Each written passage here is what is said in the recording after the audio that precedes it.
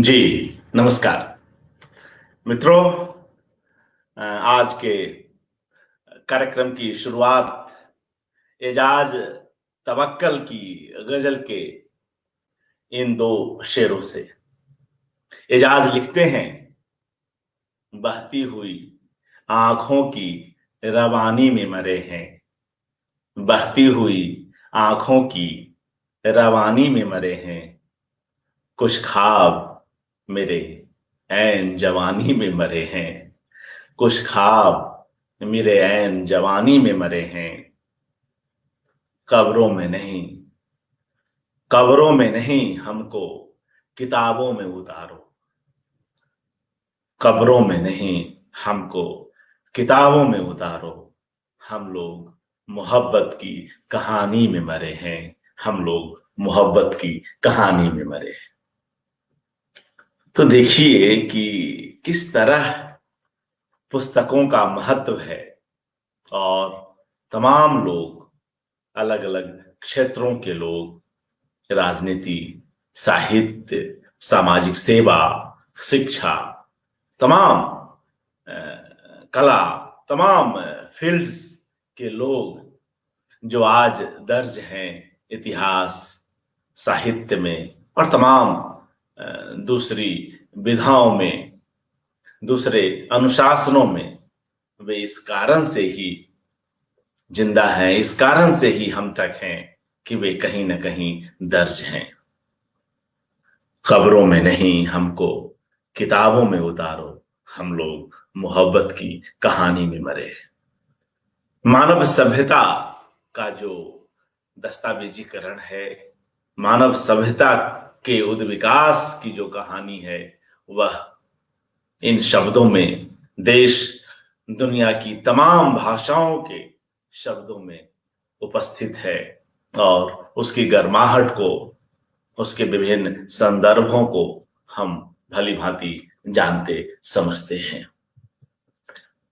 बतौर विद्यार्थी, बतौर भावक, हम अपनी अपनी रुचियों और जरूरतों के हिसाब से पुस्तकों को पढ़ते रहे हैं। आज आप सभी अवगत हैं, 23 अप्रैल है, विश्व पुस्तक और कॉपीराइट दिवस। पूरे विश्व में इस दिन को पुस्तक संस्कृति को बढ़ाने के उद्देश्य से मनाया जाता है। यूनेस्को की ओर से यह एक खास दिवस के रूप में, उनके वार्षिक कार्यक्रम के रूप में आयोजित किया जाता रहा है। आज हम लोग इस अवसर पर जिन लेखक, संपादक और अनुवादक को सुनेंगे, वे बिल्कुल अपने जीवन के प्रारंभ से ही कहिए कि इस पुस्तक संस्कृति के साथ गहरे अनुराग रखते आए हैं। इसे हम यूं भी कह सकते हैं कि उन्होंने अपनी आंखें ही कहिए कि पुस्तकों के बीच खोली हैं। जब वे बड़े हो रहे थे, जब वे बचपन से किशोरावस्था की ओर बढ़ रहे थे, तो जो पुस्तक व्यवसाय की संस्कृति उनके साझा परिवार में थी, उस दुकान में बैठते हुए वे किन किन विभूतियों से मिलते रहे हैं, आज यह सब बातचीत हम उनसे सुनेंगे। प्रयाग शुक्ल जी की ओर मेरा इशारा है। वे हमारे जीवन में किताबों की जरूरत क्या है, कैसी है, इस पर चर्चा करेंगे। साथ ही शताब्दियों से पुस्तक संस्कृति में समय समय पर बदलाव होते आए हैं। वे बदलाव किस तरह के हैं, और जो यह शब्द है, यह क्या महत्व रखता है, और इस बदलाव के साथ स्वयं शब्दों की यात्रा कैसी है, इस पर भी बातचीत होगी। और ये सब बातें तो होंगी ही, और साथ ही प्रयाग शुक्ल जी अपने एक संस्मरण का पाठ करेंगे, जिनमें भी पुस्तकें उपस्थित हैं। क्योंकि जो व्यक्ति बचपन से लेकर अब तक 80 पार की उम्र तक लगातार तमाम अनुशासनों में न सिर्फ काम करता रहा हो, बल्कि किताबों को आज भी उसी ललक के साथ पढ़ता हो, देखता हो, खरीदता हो, ऑनलाइन ऑर्डर करता हो, यह बहुत बड़ी बात है। स्वयं उनकी गृहस्थी जहां जहां बसी, जहां जहां रही, दिल्ली में और आजकल ग्रेटर नोएडा में, उन सब जगहों पर किताबों की वह खुशबू हम में से कई लोग महसूस करते आए हैं जब भी हमारा उनके घर पर जाना हुआ है। तो आइए मित्रों, हम लोग प्रयाग शुक्ल जी को स्क्रीन पर लेते हैं। प्रयाग जी नमस्कार, हार्दिक स्वागत। नमस्कार अर्पण जी। और आज विश्व पुस्तक दिवस पर हम सभी अपने बीच आपको पाकर अति प्रसन्न हैं और अच्छा लग रहा है कि हम एक ऐसे पुस्तक प्रेमी से आज बात कर रहे हैं जो अमूमन हर चीज इसी के आसपास करता आया, पेंटिंग और पुस्तकों के बीच जिसकी पूरी दुनिया रची बसी पत्रिकाओं के बीच। तो किस तरह की यादें हैं कलकत्ता के उन दिनों की जब आप स्वयं कुछ कुछ बड़े हो रहे थे और आपके पिता, जिनकी आज आपने चर्चा की, और उस साझे परिवार की जो आपने आज उसको लेकर जो पोस्ट लिखी, तो उसमें भी वे उसके कुछ संकेत तो आते ही हैं। तो इस बहाने न सिर्फ हम पुस्तक संस्कृति की बात करेंगे, बल्कि कलकत्ता के उन पुराने दिनों में भी चलेंगे और जो एक साझी पारिवारिक संस्कृति है, हम उससे भी वाकिफ हो सकेंगे। स्वागत प्रयाग जी। नमस्कार अर्पण जी और सभी श्रोताओं को जो इस कार्यक्रम को देख और सुन रहे होंगे, दर्शकों को, श्रोताओं को। कितना अच्छा लग रहा है कि आज हम और आप और कई साथी पुस्तक के इर्द गिर्द ये चर्चा कर रहे हैं, पुस्तकों के इर्द गिर्द। पुस्तकों के साथ आपने सही कहा कि मेरा तो जीवन ही वैसे ही शुरू हुआ। जहां तक ध्यान पड़ता है, आप जानते हैं कलकत्ता में मेरा जन्म हुआ। बीच के 4-6 साल छोड़कर 1946 से 1950 तक हम लोग जरूर गांव में रहे, क्योंकि जो दंगे हुए थे कलकत्ते के में, जो गांधी नोआखाली गए थे, वो जो पीरियड था, तो मेरे पिता ने हम लोगों को गांव भेज दिया था, फतेहपुर उत्तर प्रदेश। पर वहां की याद भी इसलिए करता हूँ और कर लेनी चाहिए क्योंकि वो भी मेरा बचपन था। सच पूछिए तो जितना कलकत्ता याद आता है, और जो मैंने लिखा भी आज अपनी पोस्ट में, अभी सोचकर देख रहा हूँ तो मुझे उस गांव की भी याद करनी चाहिए, उस गांव वाले घर की, क्योंकि मेरे पिता तो वहां कभी कभी आते थे कलकत्ता से। लेकिन जब मैं गांव पहुंचा, थोड़ा बड़ा हुआ, जब 6-7 साल का, 8 साल का, क्योंकि 11 साल के तक गांव में रहा था, तो मैंने पाया कि हमारे घर में जो अलमारियां हैं उनमें पुस्तकें भरी हुई हैं, और जिनकी याद बची रह गई है उनमें से विशाल भारत और हंस जैसी पत्रिकाएं हैं, उनके उनकी उनकी जिल्दें हैं। और उसके साथ साथ रामायण, महाभारत, ये सब तो है ही, गीता, और जो गौरव ग्रंथ जिनको माना जाता है, जो क्लासिक्स हैं, कुछ कालिदास, कुछ रविन्द्रनाथ, कुछ शरद बाबू। उन दिनों शरद बाबू हर घर में मिल जाते थे, हमारे घर में भी थे, उनकी पुस्तकें थी। तो वो एक जो पहला परिचय उस तरह का था, और जहां से किताबें निकाल कर पढ़नी शुरू की थी, वो तो गांव वाला घर था, क्योंकि मैं 6 साल की उम्र में गांव पहुंचा था। लेकिन कलकत्ता की याद, हाँ, ठीक ही इसलिए करनी पड़ेगी एक और तरह से, कि वहां ये समझ पैदा हुई कि पुस्तक है क्या। अब उसके में 2-3 घटनाएं हम आपको सुनाऊंगा, वो तो अपने आप में बड़ी दिलचस्प भी है।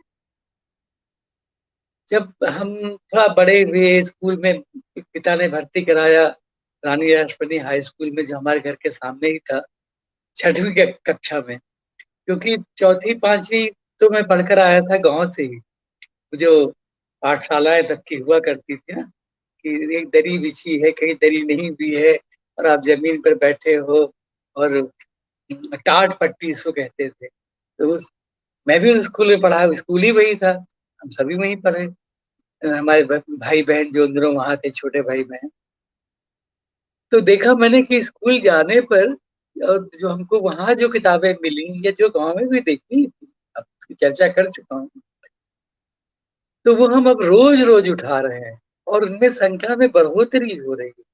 बढ़ोतरी इस अर्थ में कि कभी कभी कोई सहपाठी कुछ अपने साथ किताबें ले आता था। एक घटना मैं कभी नहीं भूला। तो मैंने पाया कि एक दिन हमारा सहपाठी, उसका नाम भी मैं भूल गया हूँ, उम्र भी हमारी ऐसी नहीं थी कि कोई उस किताब को पढ़ता, महादेव वर्मा की पुस्तक निहार। तो वो लाया और हम लोग उसको, हम लोग को दिखाने लगा। मैंने उससे कुछ पंक्तियां पढ़ी और मैं एकदम चौंक गया, क्योंकि जो हिंदी हम बोलते थे या उसके पहले तक हमने जो पढ़ा था थोड़ा बहुत या सुना करते थे, मतलब महेश्वरण जी उन दिनों बहुत सुने सुनाए जाते थे। और इसकी भी याद कर लो कि गांव में भी हम किताबों के साथ और किताबों के बिना भी वो चीजें सुनते ही थे जो किताबों में संकलित होती थी। लेकिन उस समय किताब सामने तो होती नहीं थी। तो जैसे मान लीजिए कोई आपको कुछ सुना रहा है, कोई दोहा चौपाई, कोई ब्रज भाषा से कुछ, तो अंततः तो वो भी कहीं से किताब से ही पढ़कर वो सुनाता होगा, सिवाय उन चीजों के जो परंपरा से, मतलब वाचिक परंपरा से गांव में चली आती थी। तो वो किताब मैंने देखी, मैंने कहा ये कौन सी हिंदी है। सब कुछ उसमें ऐसा ही लगा, क्योंकि जो बोलचाल की हमारी भाषा थी और थोड़ा बहुत बंगला भी मैं जानने बोलने लगा था, तो मुझे लगा ये क्या है, कौन सी भाषा, मतलब ये तो कुछ और हिंदी है। और ये तो बहुत बाद में देखिए, इसकी याद इसलिए भी कर रहा हूँ कि उस किताब के प्रसंग से ही फिर मैंने इसको और अच्छी तरह पहचाना, बड़े होकर और बड़े होकर, कि एक भाषा के बीच कितनी भाषाएं होती। अब आप देखो, छायावाद की भाषा है, हरिऔध जी के जमाने वाली भाषा है, और उसके बाद प्रेमचंद जी के जमाने वाली भाषा है। हालांकि वो भी छायावाद के जमाने में थे। जमाना इसलिए कह रहा हूँ कि वो गद्य जो उन्होंने लिखा और जो पूरे हिंदी समाज में और पूरे देश में अनुवाद में भी और वैसे भी पहुंचा। आप प्रेमचंद का नाम लो, सबको पता है। बहरहाल, अभी तो पुस्तकों की ओर लौटता हूँ, लेकिन ये सब चर्चा जो मैं कर रहा हूँ, ये भी पुस्तकों से ही तो जुड़ी हुई है। क्योंकि जब हम लेखकों की बात करते हैं, खासतौर पर आधुनिक जमाने के लेखकों की, तो पुस्तक अपने आप चली आती। सच पूछिए तो उसमें ये भी है कि ये ये बात भी शामिल है कि मैंने कहा शमशेर की, शमशेर बहादुर सिंह, तो सुनने वाले का ध्यान, जो जिसका मैं बात कर रहा हूँ, और मेरा स्वयं ध्यान पर तो जाता ही है, पर वो किसी माध्यम, पर वो किसी किताब के माध्यम से ही तो जाता है ना। काल तुझसे होड़ है मेरी जैसा संग्रह फिर आपको याद आता है। प्रेमचंद का नाम लिया तो आप जानते ही हो कि उसका, उन्होंने तो इतना लिखा है, और फिर भी मानसरोवर, उसके बाद गबन और निर्मला, और आप नाम लेते चले जाओ तो बीसों किताबें हैं। तो ये था कि कलकत्ते में, अब एक हिसाब से तो समझिए अच्छा ही हुआ कि ये इन लेखकों के नाम आ गए शुरू में, किसी और प्रसंग में, किसी और तरह से।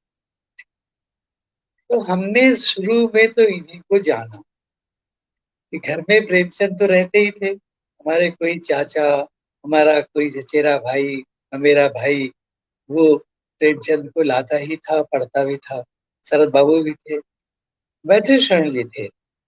मैत्री शरण जी भारत भारती पढ़ने की और हमारे घर में होने की याद है, जयद्रथ वध की याद है, और ऐसी और तमाम चीजों की याद।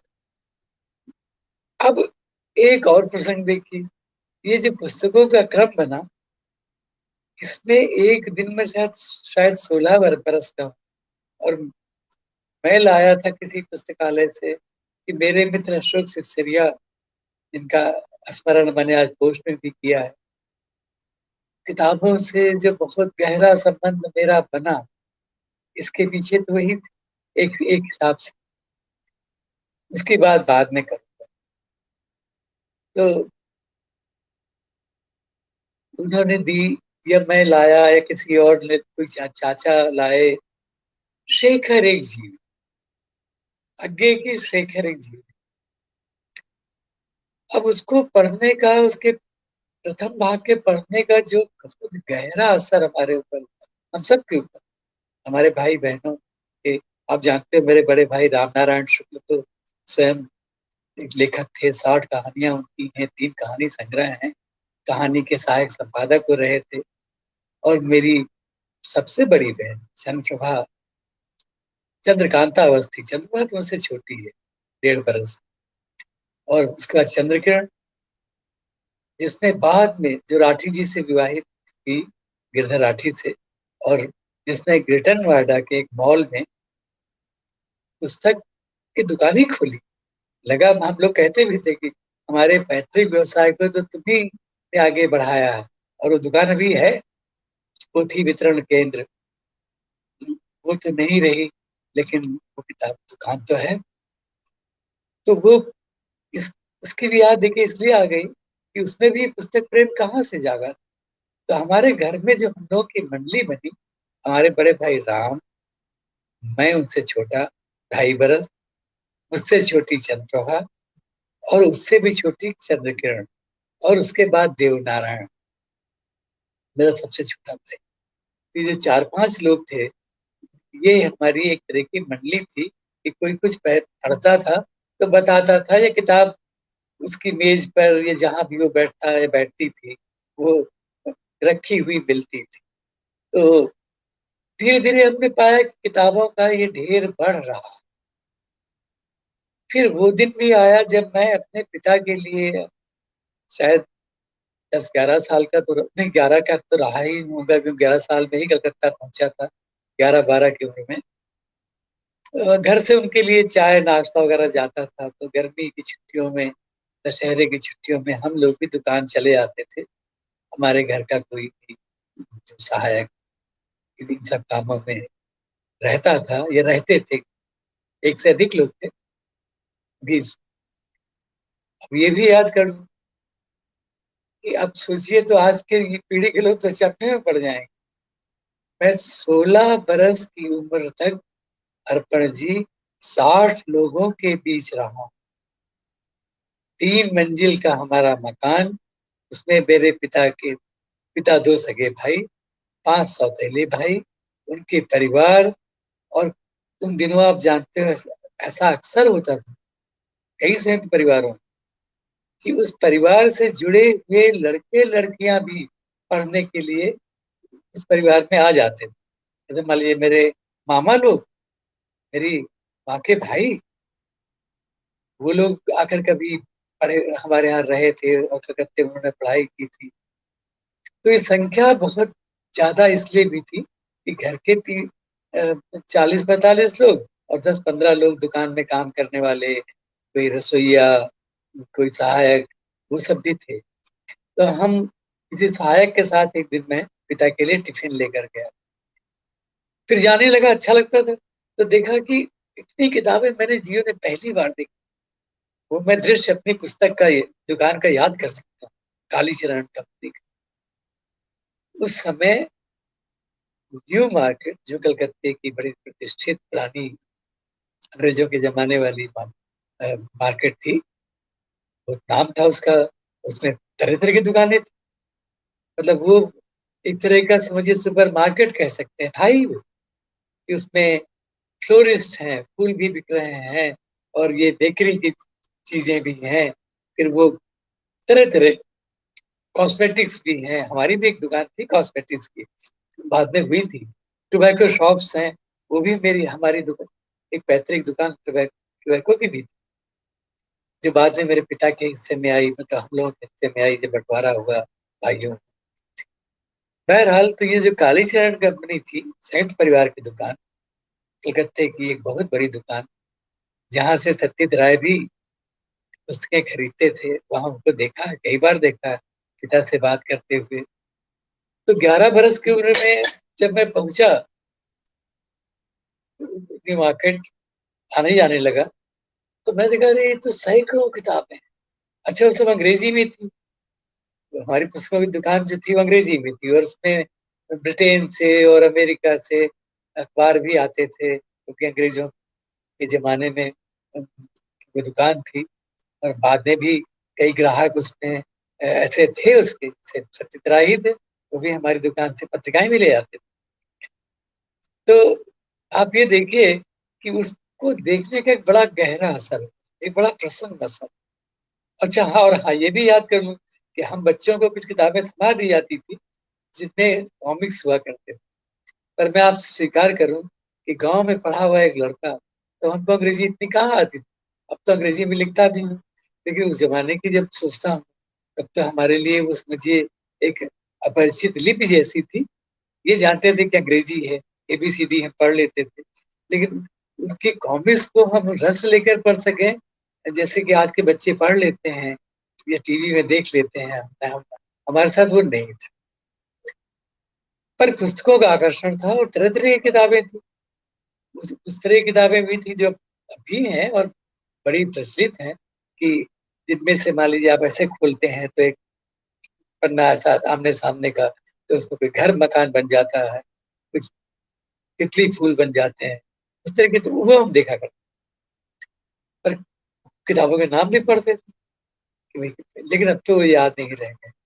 तो ये जो आपने सही कहा था कि एक तरह से तो मेरा क्या कहना चाहिए कि हमने आंखें ही खोली पुस्तकों के साथ।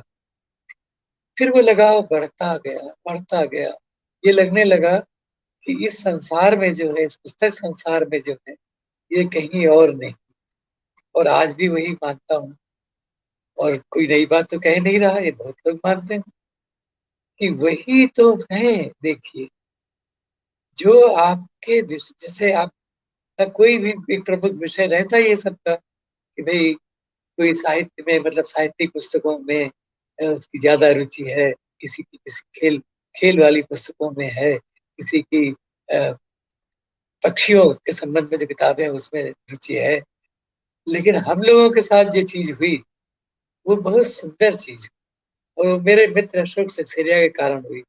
इसके लिए, इस बात की इसलिए भी याद करता हूँ कि किताबें आमतौर पर हम लोग मान लेते हैं, कम से कम लेखक समुदाय में या पाठक समुदाय में भी, कि जैसे वो तो कहानी, उपन्यास, कविता ही किताबें हैं। अब देखिए, तो धीरे धीरे तो जाना, और बंगाल में रहते हुए इसको और अधिक जाना। बंगला में आप कोई भी विषय ढूंढो, एक बार मैं हैरान सा हो गया, फूलों पर इतनी किताबें मिली, और वो भी बच्चों के लिए। बच्चों के लिए मैं ढूंढ रहा था किसी प्रसंग में कि देखें फूल पर क्या क्या किताबें बंगाल बंगला में। तो ये जो हमारा संसार बना अशोक सिसेरिया के कारण, क्योंकि तरह तरह की किताबों की चर्चा करते थे। कभी मान लिया सालिम अली की भी करते थे, कभी वान गॉग की, उनकी दी हुई पुस्तक आज भी मेरे पास है, वान गॉग के पत्र। तब तो हम लोग 17-18 साल के हो चुके थे, पढ़ने भी लगे थे, मैं अंग्रेजी पढ़ने लगा था, समझने भी लगा था। तो लेकिन शुरुआती वर्षों में वो नहीं था। तो अशोक जी के कारण ये सब भी हुआ। किताबों की दुनिया यही नहीं है, उपन्यास, कहानी। हालांकि उसकी मात्रा हमारे पढ़ने में ज्यादा होती थी, रहती थी। अब हमने जो शुरू में पढ़ा अशोक जी के साथ, या हिंदी पुस्तकों के अलावा विश्व साहित्य में, उसमें तौसा भी थे। उसमें मेरे बहुत प्रिय लेखक, आज उनकी याद करना चाहता है, तुर्गनेव भी थे। तुर्गनेव का नाम अब जरा कम सुनाई पड़ता है, पर मेरे बहुत प्रिय लेखकों में रहे हैं। अब उनकी जो पुस्तक है, उनका जो उपन्यास है फादर एंड सन्स, वो तो बहुत प्रसिद्ध रहा ही है। उनके बाकी उपन्यास भी, जैनेन्द्र जी भी उनके प्रशंसक रहे हैं, ऐसा बाद में मैंने जाना था। और उनकी एक किताब हंटर्स स्केचेस, तो मेरे भोपाल वाले घर में मैं उसको अपने सिरहाने रखता। उसमें तो हंटर्स स्केचेस मतलब छोटा, छोटे मोटे शिकारी वो स्वयं थे, तो उस जमाने में जैसे लोग निकलते थे अपनी बंदूक लेकर के, और इस कस्बे से उस जगह, उस गांव से उस जगह, वो तो एक अलग, वो तो मुख्य विषय उन किताबों का है। और उन किताब उस उनकी उस किताब में जो वर्णन है कि शाम हो रही है और वो तालाब के किनारे बैठे हुए हैं, या कहीं किसी किसान से बातें कर रहे हैं, और वहां क्या क्या रखा हुआ है, और आकाश कैसा, और पशु पक्षी क्या कर रहे हैं, और धूल और भरा रास्ता है, तरह तरह की चीजें हैं। इतना सुंदर वर्णन मैं आपको क्या बताऊं।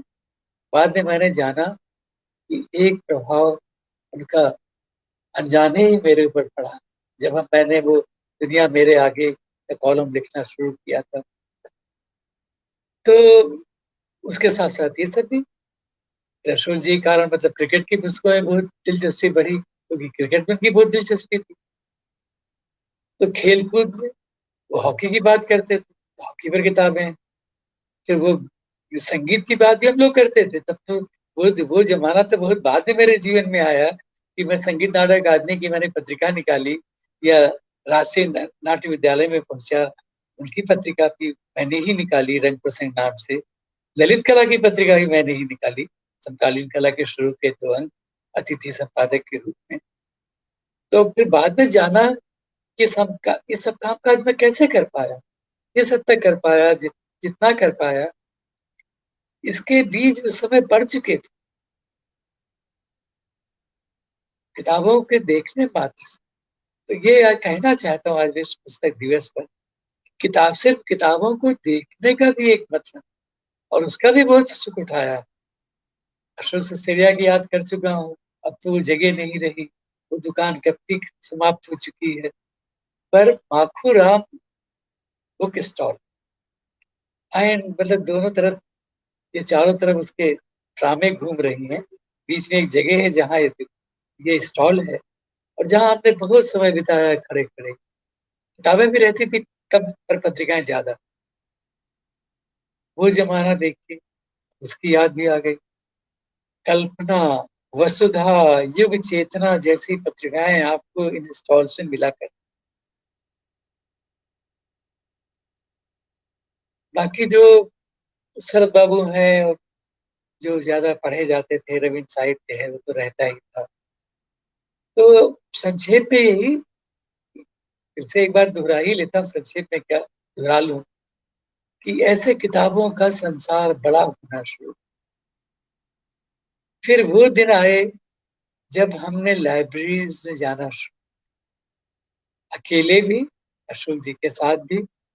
British council library, national library, कभी भूलता नहीं। उस जमाने में अशोक सिसोदिया और मैं, सिर्फ इसलिए कि शायद कल्पना का अंक आ गया होगा नया, तो चलते हैं नेशनल लाइब्रेरी में ही आता आता था पहले, और वहां बैठकर पढ़ने की सुविधा भी थी आराम से।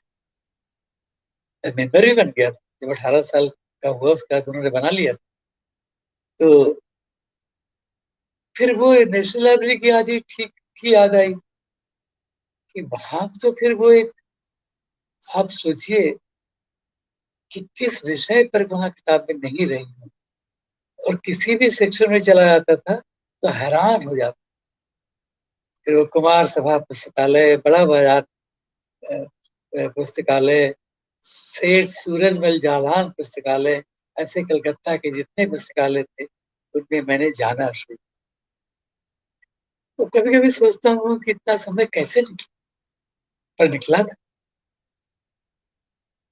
और आज इसकी याद करके इतना अच्छा लगा।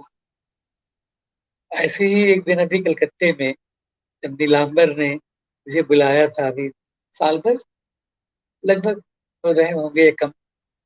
तो वहां देखिए, कभी जीवन में घटनाएं भी कैसी घट। तो वहां यतीश कुमार जी ने हमको ठहराया, जहाँ गेस्ट हाउस में, बड़ा सुंदर गेस्ट हाउस है बहुत, वो अलीपुर स्टेट में।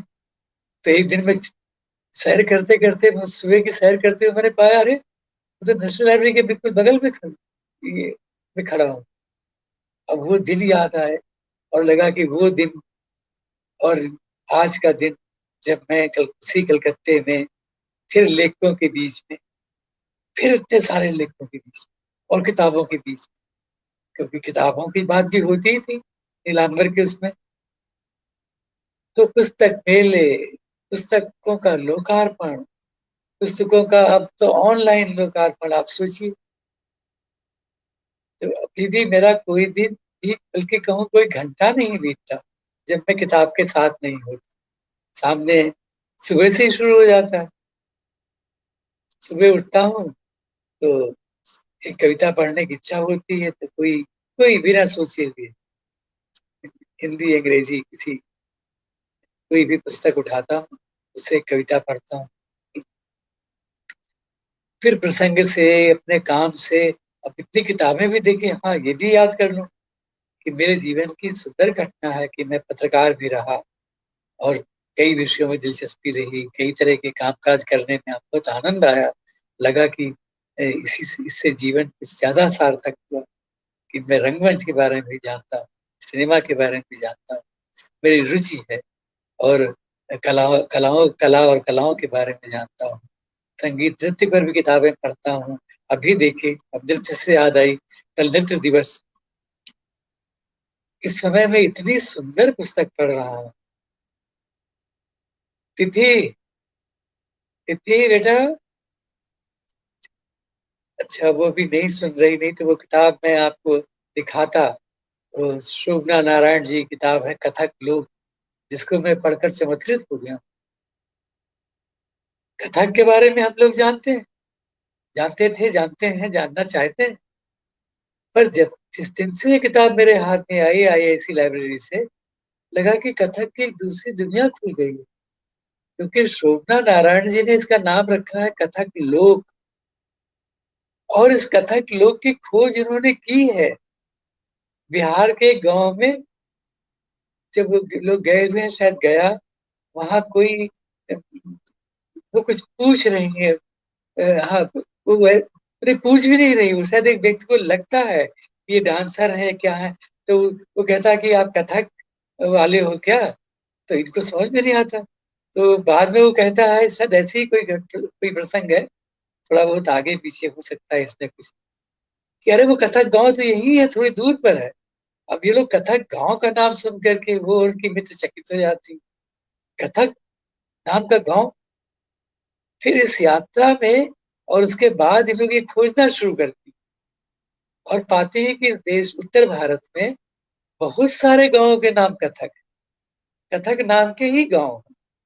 फिर लोक में कथक का क्या रहा होगा या है, इसकी बात है, अभी इसके विस्तार में नहीं जाऊंगा, तो किताब में पढ़ ही रहा हूँ। लेकिन इसकी चर्चा अच्छा ही हुआ कि याद आ गई। और देखिए ना, पूरा एक लोक खुल गया ना।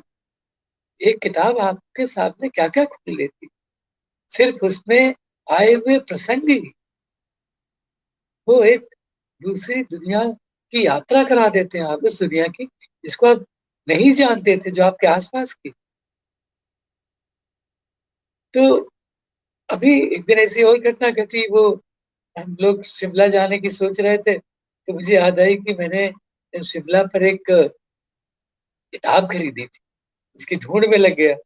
तो वो, और जो जैसे बड़े अच्छे हमारे उन लोगों के लेख हैं जो शिमला में रहे हैं और जिनको उन्होंने शिमला पर लिखा है। तो जितना अंग्रेजी के लोग, अंग्रेजी लेखक ज्यादा उसमें मतलब अ, निर्मल वगैरह शायद नहीं है, लेकिन अब निर्मल ने भी अब किताबों में देखिए, फिर शिमला के प्रसंग से ही निर्मल के ही कितने संस्मरण, उनकी कहानियां, उनकी किताबों में वो शिमला मौजूद।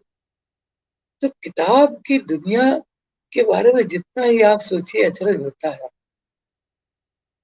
अपने जीवन काल में भले ही हम अजनबियों से, परिचितों से 1000, 2000, 10,000 अपने अपने जीवन के अनुसार लाख लोगों से मिले, लेकिन कोई ऐसा व्यक्ति हो सकता है, होंगे ऐसे व्यक्ति जो मान लीजिए कहीं नहीं निकले, दुकान चलाते रहे, कोई व्यवसाय करते रहे, किसी छोटे शहर में रहे, और वो न जाने कितने लोगों से मिल चुके।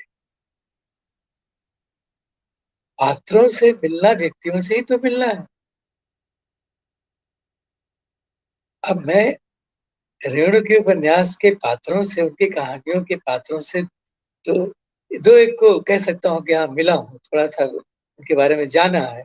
जैसे अभी मैंने रेणु जी पर एक जो किताब हम लोगों ने संपादित की, उनके पत्रों की, ब्रजमोहन गुप्त जी को लिखे हुए पत्रों को की, ब्रजमोहन बाएं वाला के पत्रों की राजकमल से आई है। तो कुछ कुछ उसमें लिखा भी हुआ है, पत्रों में भी संकेत है थोड़े बहुत, और कि आप ढूंढ ले सकते हो दो एक पात्रों को वहां, तो उन्होंने नहीं बल्कि पहचानवाया है। पर ऐसा तो नहीं है कि सब समय हमको सुविधा हो। तो अब ये देखिए, न जाने कितने लोगों से आप मिले। अभी त्रिगुण की याद की, चेखव मेरे दूसरे प्रिय लेखक, शरद बाबू भी, रविंद्र साहित्य, प्रेमचंद, रेणु, कृष्णा सूर्ति, निर्मल वर्मा अपनी भाषा के को, अभी भाई अलका सरावगी, गीतांजलि श्री, कितने पात्रों से आपको इन्होंने मिलवा दिया, और कैसे विलक्षण पात्रों से। कुलभूषण का नाम दर्ज कीजिए में तो सैकड़ों पात्र, और वो जो थोड़ी देर के लिए भी कोई पात्र आता है, कोई किसान, कोई चासी, कोई नाव खेलने वाला, कोई मछली पकड़ने वाला, कोई दुकान में बैठ करके कुछ बेचने वाला, तो कितने लोगों से हम मिले। जितने लोगों से शायद मैं जीवन में आमने सामने होकर मिला, उससे कम लोगों से नहीं मिला मैं किताबों के जरिए। तो अर्पण जी, अभी थोड़ी देर के लिए विराम लो, कि मुझे समझ में नहीं आ रहा कि मैं कैसा क्या कह रहा हूँ, और क्या वो ठीक चल रहा है, क्या उसमें कोई तार जुड़ा हुआ है, उसकी कड़ियां बन रही हैं, कि मैं कहीं जो मुझसे अपेक्षित था आज के दिन, उससे कुछ दूर चला गया हूँ। जी नहीं, बिल्कुल नहीं। आप बिल्कुल विषय पर ही है। और ये तमाम संदर्भ जो आए अलग अलग अवसरों के, और स्वयं आपकी अपनी जीवन यात्रा के, ये तो आने ही चाहिए थे, और यह आवश्यक रहा। और यह जो एक निजी परिप्रेक्ष्य उभर कर आता है इन संवादों से, इसका बड़ा एक खास और मौलिक और अनूठा महत्व है कि कैसे एक सर्जक की अपनी एक यात्रा होती है, और जो उसके अलग अलग समाज से, परिवार से जो इम्प्रेशंस वह लेता है, वह किस तरह से लेता है। विभिन्न पुस्तकों की चर्चा हुई, उनके प्रभावों की चर्चा हुई, आपके परिवार में पुस्तक प्रेम की, आपकी बहन जो बाद में गटर नोएडा में दुकान खोलती हैं, ये सारी बातें बहुत ही जरूरी हैं और महत्वपूर्ण हैं आज के इस माहौल को समझते हुए, और आज जब हम विश्व पुस्तक दिवस पर बात कर रहे हैं। अभी हम लोग देख रहे हैं मित्रों कि प्रयाग शुक्ल जी अपने घर में, अपने फ्लैट में जिस जगह पर बैठे हुए हैं, पीछे में ज्योति शुक्ल जी उन्हें देख रही हैं, उन्हें सुन रही हैं। मैं जानता हूं ऐसे कई प्रसंगों में चर्चा हुई प्रयाग जी से कि किस तरह जब ज्योति जी उनके साथ थी, आज भी हैं, बेशक भौतिक रूप में नहीं, मगर तमाम ऐसी यादें, और जिस तरह की एक बड़े व्यक्तित्व की उपस्थिति हो सकती है, तो वह अनुपस्थित होकर भी उपस्थित ही होता है। तो इनकी गृहस्थी में भी ये तमाम किस्से हैं। स्वयं ज्योति जी पुस्तकों को लेकर, पत्रिकाओं को लेकर, पेंटिंग्स को लेकर किस तरह व्यवस्थित थी, और कभी कोई किताब न मिल रही हो तो वह कैसे कुछ ही पलों में प्रयाग जी को लाकर दे देती थी। तो गृहस्थी की भी कुछ चर्चा करें, इस बहाने हम लोग ज्योति जी से जुड़े कुछ संस्मरण भी सुन पाएंगे। प्रयाग जी। ये तो आपने बहुत सुंदर चीज की याद दिलाई, और इस एक घटना की तो मैं बराबर थोड़ा विरोध पूर्वक भी बराबर याद करता रहा, अभी भी सुनाता हूँ उसको अपने आत्मीय लोगों को। जब कभी कोई प्रसंग आता है कि जब ज्योति जी विवाह से पहले मेरे कमरे में आई, वहाँ करोल बाग के कमरे में जहाँ किराए पर मैं रहता था दिल्ली में, और कोई जॉब नहीं कर रहा था, फ्रीलांसिंग करता था, दिनमान के लिए लिखता था। तो जब यह आई भी तो मैंने यह भी उनको, यह जी, विवाह से पहले की बात, यह विवाह से विवाह पहले से की बात पहले की विवाह से पहले की बात है। वो चंडीगढ़ है। में पढ़ती थी और उनकी एक सहेली दिल्ली रहती थी, तो मिलने आई। मतलब मैंने ही कहा तुम आना, तो हम वो मिलने वाह। आई, और वहाँ तो मैंने उनको मैं दिखाना भी चाहता था, इसलिए उनको बुलाया कि देखो, मुझसे विवाह कर रही हो पर मेरी संपत्ति देख लो। तो अब वो संपत्ति तो आपके मेरे लिए तो बड़ी थी, और बाद में उन्होंने भी जाना कि मेरे लिए कितनी बड़ी है। तो उस समय अर्पण जी मेरे पास ज्यादा नहीं थी, 200-300 पुस्तकें थी, एक प्लेट थी और एक गिलास था, और जिसमें वहां से खाना आ जाता था, एक ढाबे से, और सुबह का नाश्ता भी आ जाता था। और कमरे में सचमुच और कुछ नहीं था, एक मेरा बिस्तर था। तो मैंने कहा देखो, तुम जिनसे विवाह करने जा रही हो उसके पास बस यही संपत्ति है, ये किताबें हैं। तो थोड़ा वाह। मुस्कुराई मुस्कुराई थी। और फिर जाहिर है कि उनकी सहमति तो थी कि हाँ, हम विवाह करेंगे। फिर उससे भी बड़ा अचंभा ये कि वो कलकत्ते में नौकरी करती थी, एक स्कूल में पढ़ाती थी। मैंने कहा दिल्ली रहना है, तुम अपनी नौकरी छोड़। तो ये जानते हुए भी कि इस व्यक्ति के पास केवल किताबें हैं और तो सब कुछ कोई सामान नहीं है, हमारी गृहस्थी ऐसे शुरू हो।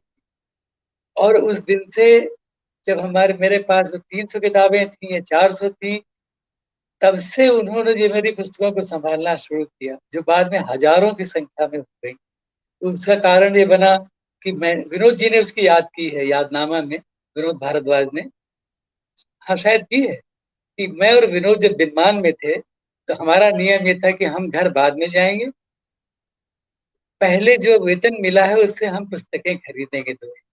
और ये बात ज्योति जी को भी मालूम थी कि आज वो घर आ रहे हैं, वेतन मिला है, तो किताबें दो एक आ रही होंगी। तो वो देखे, उसके लिए उनकी सहमति थी, वो खुश हुई कि हमने ऐसा सोचा। अब आप सोचो, तो वहां फिर वो बढ़ती चली गई, और वो बढ़ती इसलिए भी चली गई कि फिर कुछ भेंट भी मिलती थी, कुछ मैं खरीदता था और अभी भी खरीदता हूँ। अर्पण जी ने शुरू में ठीक ही कहा, अभी भी मैं खरीदता हूँ किताबें। अभी देखिए, हाल में जो किताबें ली मैंने अमेजोन से, तो अज्ञे की जो जीवनी आई है, निर्मल की जो पर जो किताब आई है, विनीत गिल की, ऐसी कई किताबें अमेजोन से ही मंगाई हैं मैंने। अ, अलका जी की किताब, तो उन्होंने कहा, बल्कि कहा, दो प्रतियां आ गई। जोशना बनर्जी की किताब, वो वाणी से बाद में मुझे मिली। मैं इतना उत्सुक था कि मैंने अमेजोन से पहले मंगवा ली। तो उन्होंने कहा भी, करे आपको तो मिलनी ही थी। मैंने कहा नहीं, मुझे अच्छा लगता है। तो किताबें खरीदना, किताबें रखना, बहरहाल ज्योति जी की याद तो बहुत गहरे, बड़े आदर से कह सकता हूँ, लेता हूँ इस मामले में, क्योंकि मैंने कहीं देखा नहीं है। जरूर होंगे ऐसे लोग, क्योंकि ऐसा तो है नहीं कि एक ही व्यक्ति ऐसा होता हो, पर कम होते हैं।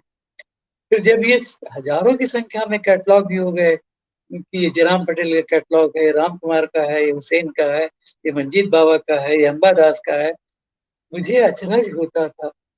लोग, कोई मित्र आते थे और कहते थे, अरे वो तो अंबादास जी वाला जरा कैटलॉग दिखाना, ये वो किताब जो डेली आर्ट गैलरी से आई। पता नहीं इतनी सारी किताबों के बीच में कभी नहीं उनसे चूक हुई, उन्होंने बता न दिया हो कि आप पीछे चले जाओ, बालकनी वाली अलमारी में रखी है, या सामने वाली अलमारी के उस निचले हिस्से में अमुक चीज रखी। कितनी बार ऐसा, इतना प्रेम कह सकता हूँ। तो मेरे लिए तो था ही, किताबों के लिए भी कितना रहा होगा, क्योंकि आसान नहीं होता। फिर वही नहीं, वो वही नहीं रुकती थी, वो किताबें अभी भी मेरे पास रखी हुई है। कि अच्छा, मेरी छोटी बेटी भी, बड़ी भी पर छोटी को बहुत था कि वो मेरी कोई किताब को वो ऐसे रंग नहीं देख सकती थी कि पापा की किताब है और कहीं से फट गई है या उसकी जिल्द निकल गई है। तो वो बिना मेरे बताए हुए दोनों लोग, मेरी पत्नी और मेरी छोटी बेटी, उसको जिल्द में बंधवा देते। ऐसी बहुत सारी किताबें मेरे पास हैं, जिनमें से वो किताबें भी हैं। हाँ, उसकी याद तो की नहीं, वो तो करनी चाहिए। कलकत्ते में जब मैं 23 वर्ष की उम्र तक तो रहा ही, फिर हमारा ये व्यवसाय जो इतना बड़ा व्यवसाय था जब डूब गया, और डूबा भी इसलिए, इसका कारण भी किसी हद तक तो किताबें थी, क्योंकि किताबें मतलब व्यवसाय डुबाने में नहीं थी, वो तो ये थी कि किताबों का महत्व किसी के जीवन में क्या हो सकता है, ये बताने के लिए घटना बता रहा हूँ। तो मेरे पिता के हिस्से में आई टोबैको शॉप, और उनको प्रेम था किताबों से, तो वो फिर उनका बिजनेस में मन ही नहीं लगा, और वो हम लोगों के देखते देखते इतना उससे अनासक्त हुए कि उसको संभालते भी नहीं थे, और एक दिन उसको बिकना तो तय था। तो वो किताब की वो टोबैको शॉप भी बिकी, हमारा मकान भी बिका। तो उसके बाद मैं 18 वर्ष का था, तो हम लोग फिर मेरे पिता तो गांव चले गए। तो अच्छा, जो किताबें थी मेरे पास तब की, जो भी रही होंगी 100-200 तो थी ही तब भी, तो वो हमने अपने दोस्त के जहाँ जाकर रखी। फिर एक हमने कमरा लिया बाद में, और फिर हमने किताबें फिर खरीदनी शुरू की, और किताबें होनी चाहिए। तो उन दिनों जो जहाज आते थे हुगली में, और उनमें जो लोग विदेशों से आते थे और उधर से गुजर रहे होते थे, जिसमें तरह तरह के लोग होते थे, तो वो किताबें जो खरीद पढ़ते थे जहाज में, उनको बेच जाया करते थे। तो वो वही किताबें 4 आने में, तब चौवन्नी कहते थे हम लोग, चौवन्नी में चौरंगी में बिकती थी। और वैसी किताबें मैंने बहुत सी खरीदी, अभी मेरे पास, बल्कि ज्यादा तो वही है। तो उन सबको भी मेरी बेटी ने, छोटी बेटी ने मढ़ जिल्द में मढ़वाया कि पापा की किताबें हैं इतनी पुरानी। तो ये सब मिलाकर के किताबें ही किताबें, प्रसंग ही प्रसंग। और फिर ज्योति जी के घर में किताबें, उनकी बड़ी बहन रूबी और अहलू आलिया, ये लोग सिख परिवार के थे, तो वार्डन थी वहाँ, बड़े स्कूल की, शिक्षातन स्कूल की वार्डन थी कलकत्ते में। तो उनके घर गया। अच्छा, अब देखिए ये भी भाग्य की बात थी कि ज्योति से जब विवाह हो गया, तो हम लोग गर्मी की छुट्टियों में तो कलकत्ता चले जाते थे, बच्चों की जब छुट्टियां होती थी। अगर मैं पूरा समय नहीं भी रह पाता था, महीना 1.5 महीना, तो 10-5 दिन के लिए तो जाता ही था। और वहां भी किताबें, वॉर एंड पीस मैंने, और अभी तक मेरे पास वो किताब है, बड़ा संस्करण वॉर एंड पीस का, टॉलस्टॉय का वॉर एंड पीस, मैंने ज्योति जी के घर में, मतलब ज्योति जी की बड़ी बहन के घर में बैठकर पढ़ा है, कोई महीने भर में। एक बार के ऐसा हुआ था संयोग कि मैं, तो नेहरू की किताबें थी रूबी दी के पास, टॉलस्टॉय की थी, बहुत सारी किताबें।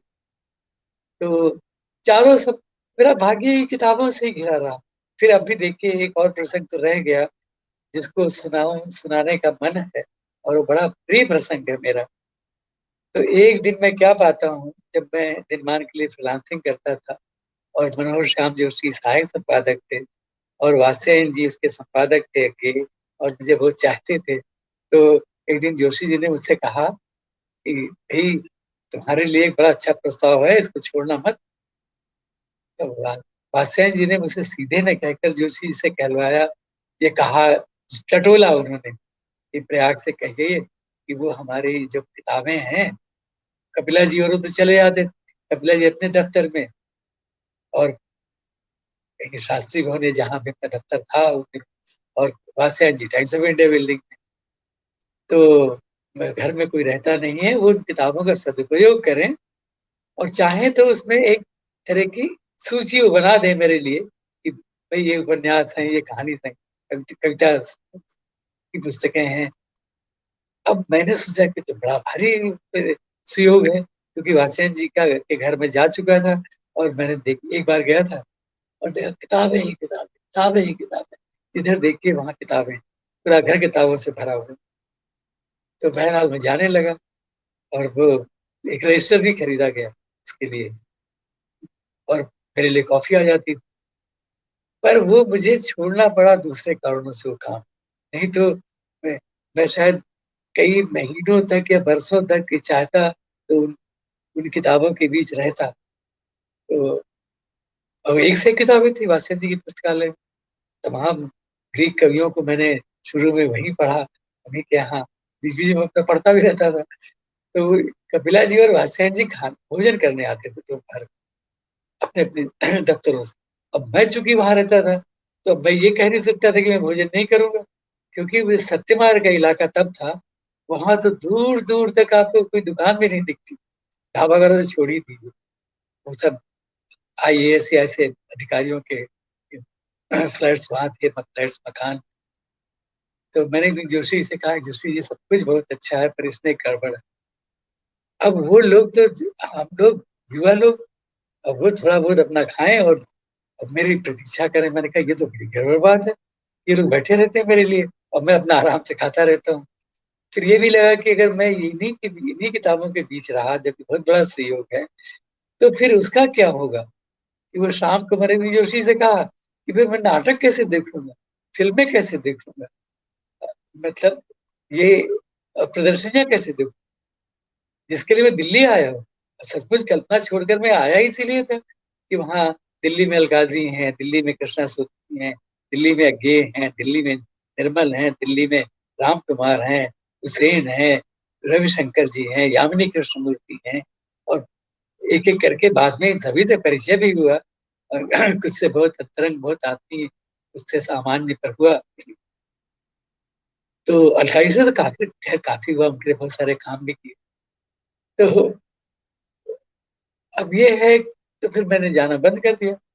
अब इस पर जोशी जी ने उस दिन से मेरे कहना शुरू किया, तुम्हारा जीवन में कभी कुछ बनने वाला नहीं, क्योंकि तुमने इतना बड़ा अवसर, इतने बड़े लेखक के पुस्तकालय को पूरा खंगाल जाने का अवसर छोड़ दिया है। खैर वो मुस्कुराकर ही कहते थे, बात तो मेरी समझ गए थे कि ठीक ही कह रहा है ये, क्योंकि वो खुद मुझसे तमाम काम कराते थे। उनको भी शायद अभाव लगता होगा कि ये जो उसे मैं सौंप देता था, अब ये शाम को लौटता है देर से, तो अपना चला जाता है घर, तो ये तो सारा काम काज ठप पड़ा है। बहरहाल ये तो एक अलग तरह का प्रसंग हो गया, लेकिन बहुत सुंदर प्रसंग है। और इसमें एक चीज जो जुड़ी हुई है जो और भी सुंदर है, तो कपिला जी, और हम सभी जानते हैं कि वात्स्यन जी और कपिला जी तो अलग हो गए थे, पर एक दिन कपिला जी बहुत वर्षों बाद एक दिन मुझसे कहती हैं, वहाँ इंदिरा गांधी राष्ट्रीय कला केंद्र में जहाँ वो थी तब कोई प्रदर्शनी थी और चाय पान था उसमें, बोली प्रयाग तुमको मैं आज बहुत याद कर रही थी। तो मैं थोड़ा सा है, मैंने कहा अच्छा लगा, मैं क्या करते जी अच्छा लग रहा है कि आप याद कर रहे थे। तो फिर चुप रही, मुस्कुराई, बोले ये तो तुमने पूछा नहीं कि क्यों याद कर रही थी। मैंने कहा बताइए। तो बोली एक रजिस्टर मिला है। अब मैं सब समझ गया, मैंने कहा कपिला जी मैं समझ गया। तो वो रजिस्टर वो था जिसमें मैंने वात्स्यन जी की पुस्तकों को थोड़ा सा 2-4 दिन गया था तो कितना उतारा होगा, और उसमें से ज्यादा तो मैं पढ़ने के लिए पढ़ता ही रहता था। तो ये सब प्रसंग है जीवन के, देखिए ये भी प्रसंग इतना सुंदर है कि किताबों के छूट जाने का, किताबों की दुकान में जाने का, अब वो भी प्रसंग। समय हो रहा है लेकिन कुछ सुनाना चाहता हूँ। अपनी बेटी, जब मेरी छोटी बेटी जो नहीं रही, वर्षिता, मेरी बहुत प्रिय, और जिसने पता नहीं बता ही चुका मेरे लिए क्या क्या किया, और बराबर किताब ही भेंट करती थी मुझे। उसकी भेंट की हुई पता नहीं कितनी किताबें मेरे पास। तो जब नॉर्वे जाता था उसके पास ट्रांडाइम के शहर में, तो उसको मालूम था, उसने मुझे सारी वहाँ की पुस्तकों की दुकानें दिखाई, और मैं वहाँ काफी समय भी बिताता था। लाइब्रेरी दिखी, मैंने ही कहा, और लाइब्रेरी उसकी, उसको भी पुस्तकों से इतना प्रेम था कि लाइब्रेरी जाती थी। और वो लाइब्रेरियन सिसिल, हाँ ऐसा ही उसका नाम था। वो जब बीमार पड़ी थी और हॉस्पिटल में थी, तो अब देखिए क्या क्या किताबों ने मेरे जीवन में क्या क्या किया। तो सिसिल मुझे लेने आई 70 किलो 80 किलोमीटर दूर के एयरपोर्ट में अपनी गाड़ी से, मेरी बेटी के कारण। वो इसको बहुत चाहने लगी, वो तो नॉर्वेजियन थी, मेरी बेटी तो जाहिर है। तो सैकड़ों प्रसंग है, मैं आपको क्या बताऊं। किसी घर में जाता हूँ तो किताब पहले देखता हूँ क्या किताबें हैं, और कोई ऐसा घर, हम लोग को ये भी भाग्य है कि किसी के घर जाते हैं तो वो लेखकों के घर जाएं, रंगकर्मियों के घर जाएं, चित्रकारों के घर जाएं, तो किताबें तो मिलती हैं। हाँ ये जरूर हो गया है कि हमारे उत्तर भारत में, जिसकी बात अशोक जी भी बहुत करते ही रहे हैं, अशोक वाजपेयी, कि कैसे हमारा जो मध्य वर्ग है, सब नहीं, क्योंकि किताबें तो बिकती हैं और किताबें घरों में है, ऐसा मैं नहीं कहूंगी नहीं है, पर हाँ उस तरह से जैसे बंगला भाषी समाज में, अब जहाँ मैं रहता हूँ, जहाँ अर्पण जी आप आए ही हो, उसके ठीक नीचे एक भाषी परिवार रहता है, ग्राउंड फ्लोर, नहीं फर्स्ट फ्लोर, उनके यहाँ किताबें। बाकी फ्लैट्स में जाता हूँ तो है किताबें, पर वो स्कूल कॉलेज में पढ़ने वाले बच्चों की हैं, या थोड़ी बहुत कुछ व्यवसाय वगैरह की है, बैंकिंग वगैरह की, जो किसी के काम, जो व्यवसायी है, नौकरी कर रहा है, उसके उसके पसंद की दो चार किताबें रहती, पर अधिक नहीं। तो अब तो देखिए ये लग रहा है अर्पण जी की जब ये गठरी खुल गई है, तो इसमें तो मैं खुद अचंभित हो रहा हूँ कि इसमें तो क्या क्या है। और फिर वो पुस्तक समीक्षाएं लिखने का क्रम है, और कितनी पुस्तक समीक्षाएं लिखी दिनमान में, देखिए अब याद करके कितना सुख मिलता है। नौकर की कमीज की समीक्षा मेरी लिखी हुई पहली समीक्षा है, उस पर जो पहली समीक्षा आई, अभी हाल हाल तक, अब तो इधर कम हो गया है, कलकत्ता बाईपास पर जो समीक्षा इंडिया टुडे में आई, वो उस उपन्यास की पहली समीक्षा थी। तो ऐसी कितनी चीजें की हैं, कामकाज किए हैं, किताबों पर लिखा है, किताबों को लेकर लिखा है, किताबों के प्रसंग से लिखा है। एक इस पुस्तक में मेरा एक निबंध है, कुछ गौरव ग्रंथ घरों में भी रहा करें। अब उसका पाठ नहीं करूंगा क्योंकि समय बहुत हो गया है, संक्षेप में बता देता हूँ किसमें क्या है। देख लें, अगर संभव हो तो कर लें, अच्छा रहेगा, क्योंकि वह एक बेहद महत्वपूर्ण आलेख है, और लोग उसको सुनना चलिए चाहेंगे। चलिए जी कुछ जी। पंक्तियां पढ़ता हूँ, सब तो जी नहीं, जी। हालांकि बहुत बड़ी जी टिप्पणी नहीं है, क्योंकि मैं ऐसी टिप्पणियां पुस्तकों को लेकर बहुत लिखा है मैंने समय समय पर, पुस्तक मेलों पर लिखा है। अब ये देखिए बिल्कुल। मतलब लंदन बुक फेयर पर लंबा लेख लिखा है, जब ओम थानवी जनसत्ता के संपादक थे, और ओम के रहते भी हम लोगों ने ऐसे बहुत सारी चीजें की। वो लंदन बुक फेयर से लौटा तो हमने कहा, अरे ऐसा कैसे होगा, आप लौटे हो तो आपको तो लिखना है। और उसमें से कुछ पन्ने तो उनके घर में बैठकर लिखे गए हैं, तो कि उन्होंने कहा नहीं नहीं आप यही लिख दो। तो अब आधे में लिख कर उनको ले देख पास गया था ऐसे मिलने, तो उनका बाकी आप लिखो ये। तो और फिर फ्रैंकफर्ट बुक फेयर पर भी उन्हीं के लिए लिखा, जनसत्ता में लिखा, लंबा लेख है। तो बुक फेयर हो, पुस्तक मेले हो, जाने का उनमें अवसर मिला, ये सब होता रहा जीवन में। तो आई फील ब्लेस्ड कि ऐसा जीवन जिया है। अब देखिए थोड़ी सी पंक्तियां पढ़ता हूँ, फिर उसको स्किप करते हुए जी। मूल बातों या पर आ जाऊंगा। जी प्रयाग जी, या तो ऐसा करता हूं, क्योंकि आप काफी देर से बोल रहे हैं, तो जी यह जो पहला पृष्ठ है इस आलेख का, उसको मैं पढ़ आप लेता पढ़ हूं। दीजिए, आप पढ़ उसके दीजिए, आगे का अच्छा आप होगा। पढ़िएगा, तो थोड़ी सी हाँ आपको सुविधा भी हो जाएगी, थोड़ा हाँ अंतराल हो जाएगा। जी जी। बिल्कुल ठीक। तो मैं मित्रों, जो प्रयाग जी का यह आलेख है, कुछ गौरव ग्रंथ भी घरों में रहें, जिसकी बात वे कर रहे थे कि कई बार हमारे घरों में जिस संख्या में और जिस अपेक्षा के साथ पुस्तकों की जगह होनी चाहिए, वह नहीं है। कई घरों में नहीं है, कई जगहों पर है भी।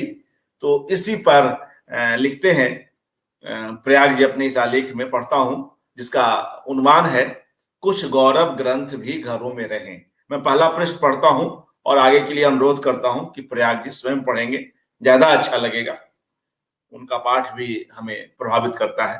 पढ़ता हूं। वे लिखते हैं, यह सवाल जब तक उठता है कि नया साहित्य समाज में कितना पहुंच रहा है, और क्या नई पीढ़ियां उसकी ओर मुखातिब हैं। पर इससे बड़ा सवाल तो यह है कि क्या स्वयं पुरानी किताबें घरों में पहुंच रही हैं। क्या हिंदी भाषी समाज के ज्यादातर घर अब गौरव ग्रंथों, क्लासिक से ही वंचित नहीं है। यानी नए साहित्य की तो बात ही क्या, लगता है पुराने साहित्य से भी अपरिचय बढ़ रहा है। एक जमाना था जब हिंदी भाषी घरों में तुलसी, कबीर, रविंद्रनाथ, बंकिम, शरतचंद्र, प्रेमचंद, प्रसाद, निराला की कुछ पुस्तकें जरूरत हुआ करती थीं। पुराणों आख्यानों की दुनिया से भी अपरिचय नहीं था। पंचतंत्र की कहानियां हों या हितोपदेश की, वे भी किसी न किसी रूप में घरों में रहती थीं। गांधी की आत्मकथा, उनकी अन्य रचनाएं आदि भी मिल जाती थी। महापुरुषों की जीवनियों के प्रति भी एक सहज आकर्षण था। तालस्ताय, चेखोव भी घरों में रहते थे। पर अब जो नया मध्य वर्ग इधर बना है, उसके घरों में टीवी, फ्रिज, फर्नीचर, गाड़ी आदि तो हैं, पर किताबें अनुपात में कम हैं। कहीं कहीं तो हैं ही नहीं, हैं भी तो अंग्रेजी में। जिस घर में कोई लड़का या लड़की हिंदी में एमए कर रही है, वहां तो पाठ्य पुस्तकों के रूप में ही सही हिंदी की कृतियां मिल जाएंगी, पर शेष घरों में निश्चय पूर्वक कुछ कहा नहीं जा सकता। संभव है कि कुछ घरों में लिखने पढ़ने का चाव हो और पुस्तकें खरीदी और रखी जाती हों। आखिरकार प्रकाशकों के यहां से पुस्तक मेलों से किताबें खरीदी भी जाती हैं। सब पुस्तकालय में ही तो नहीं जाती, पर हिंदी जितनी बड़ी भाषा में पुस्तकों के, एक पृष्ठ और पढ़ता हूं, पर हिंदी जितनी बड़ी भाषा में पुस्तकों के संस्करण सामान्यतः 500, 1000, 1100 के ही तो होते हैं।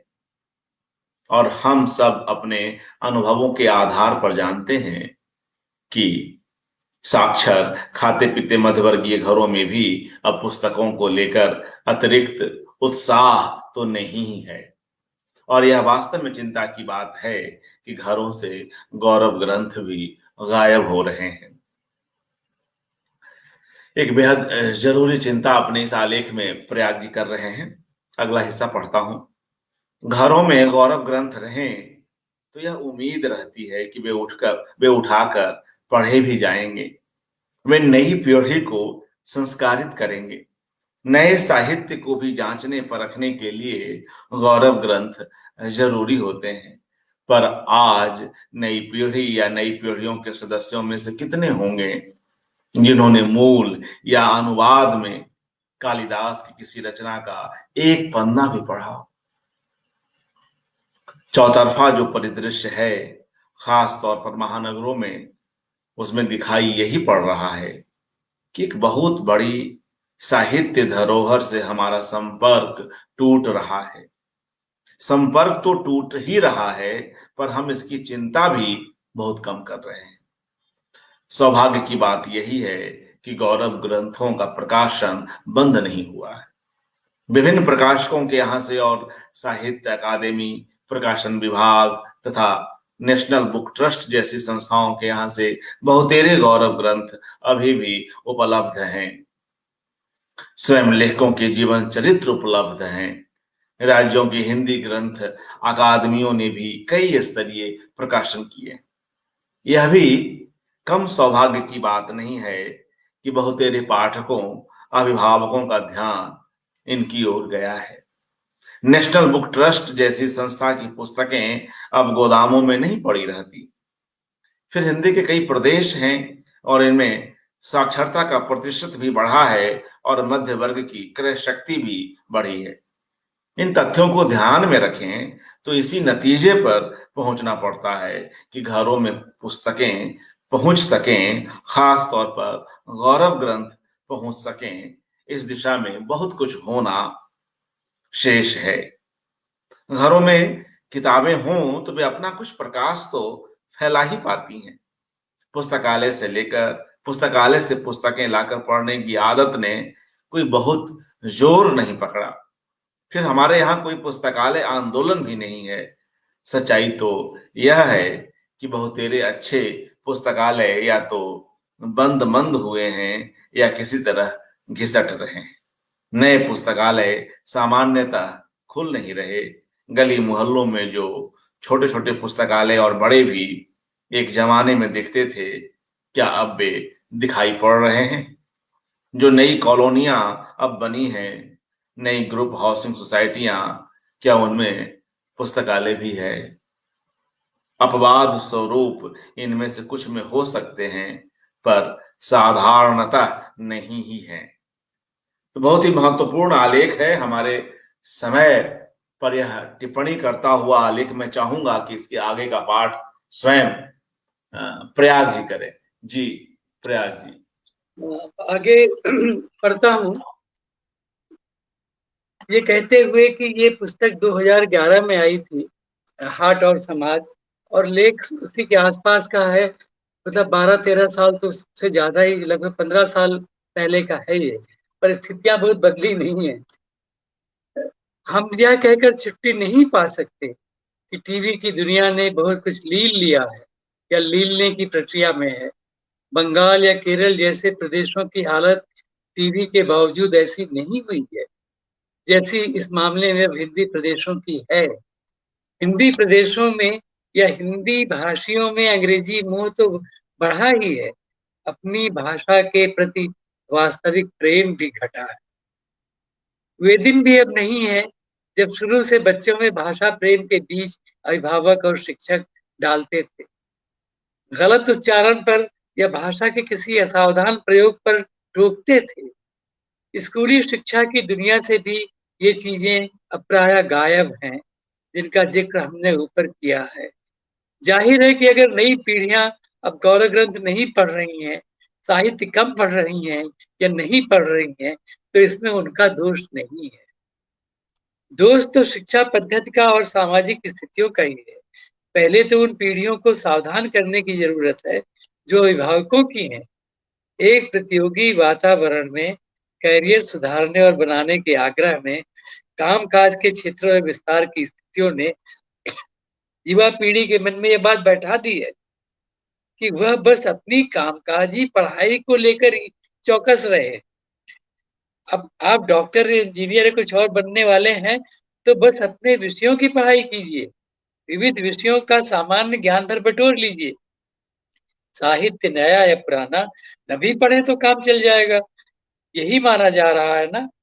पर व्यक्तित्व निर्माण में साहित्य की, भाषा की, कृतियों की कितनी जरूरत होती है, इसे जानने मानने वाले या मानेंगे कि बहुतेरी चीजों को लेकर यह काम चलाओ दृष्टि ठीक नहीं है। और किताबों की, गौरव ग्रंथों की जरूरत समाज में कभी कम नहीं होती, होनी चाहिए भी नहीं। जी बिल्कुल। तो मित्रों, आज इस विश्व पुस्तक दिवस पर एक मुकम्मल आलेख मुझे लगता है कि इस विषय पर हमने आज प्रयाग जी के सौजन्य से सुना, और बेहद खास चर्चा इस दिवस पर रही, और तमाम ऐसी बातें आज आ सकी।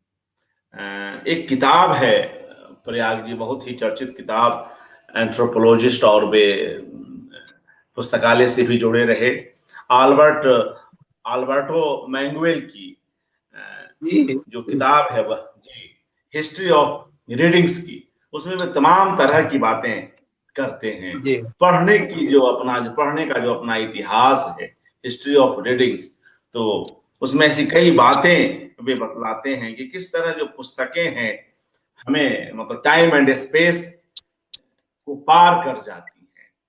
और वे कोट करते हैं 16वीं शताब्दी में फ्रांसिस्को के उस कथन को कि किस तरह पुस्तकें जो हैं कन्वर्सेशन विद द डेड्स, मृतकों के साथ बातचीत उपलब्ध कराती हैं हमारी पीढ़ियों के साथ, हमारे हमारे पूर्ववर्ती लेखकों, रचनाकारों, विद्वानों के साथ। ऐसे कई संदर्भ आपके आज के इस वक्तव्य में भी आए। तो मुझे लगता है कि आप आज कहीं बाहर भी गए थे, इंडिया इंटरनेशनल जी सेंटर से आप आ रहे हैं, फिर भी समय निकालकर कितनी अच्छी बातचीत संभव हो सकी। इस विषय के इर्द गिर्द ऐसी कई बातें हुई, और यह आलेख भी पढ़ा जा सका। तो बहुत बहुत शुक्रिया आपका कि आपने समय निकाला, अच्छा लगा प्रयाग जी। जी मुझे भी। और हमारे साथ तमाम मित्रगण जुड़े हुए हैं, हरगोविंद पुरी जी, पद्मा त्रिपाठी जी, प्रभा मिश्र जी, हिमांशु राज राजा, आनंद कुमार जी, प्रतिभा जी, केशव मोहन पांडे जी और तमाम दूसरे लोग, सभी मित्रों का हार्दिक आभार। आज की यह कड़ी यहीं समाप्त होती है। एक बार पुनः प्रयाग शुभ जी का अभिनंदन। शुभ रात्रि। आभार।